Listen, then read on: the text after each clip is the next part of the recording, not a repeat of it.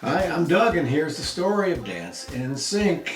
First, over the last 10 years, I want to say thank you to all the special people that have been in my life and have helped out in classes. And in many ways, I wouldn't have been able to do this on my own.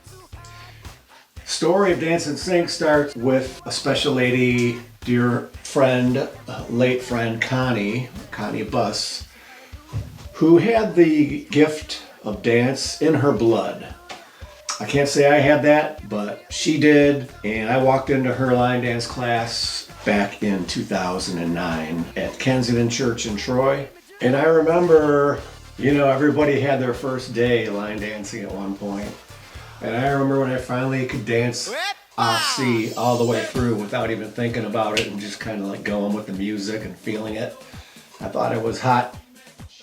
But fast forward many years later to 2014, the cancer came back with Connie, and on May 1st, 2014, she sent me a text as I was on my way to the church to attend her class, and she asked me to teach her class. As soon as I read that text, there was no way I was going to tell her no. So I didn't know what to expect if I could do it, but I was just going to make the best of it.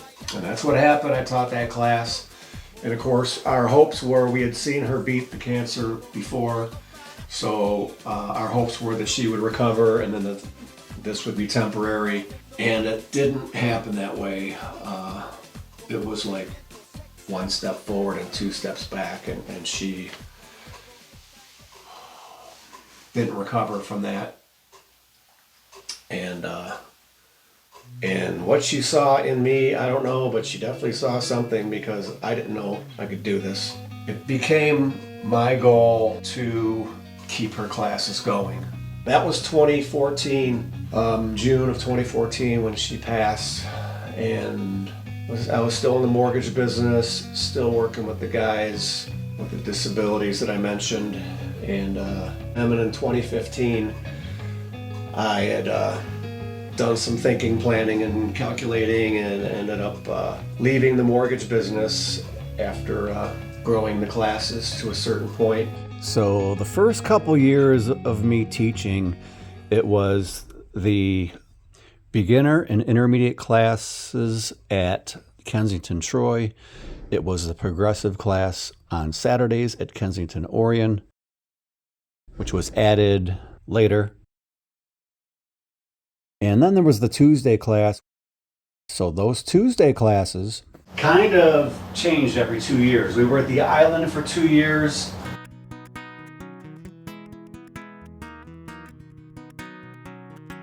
After that, we went Bluefin, 10 Mile in Warren.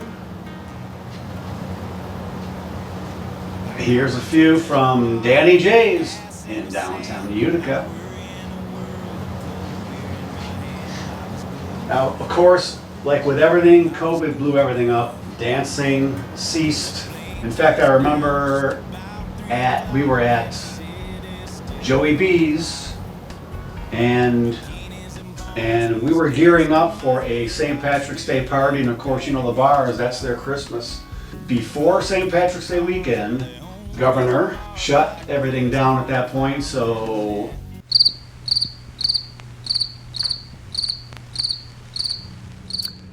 and through the 2020-2021 turmoil, eventually when the weather warmed up, we started dancing outdoors. And we danced in front of the old amphitheater at Dodge Park in Sterling Heights, danced in front of the Sterling Heights Senior Center. Got a few months in here and there at Joey B's when we could.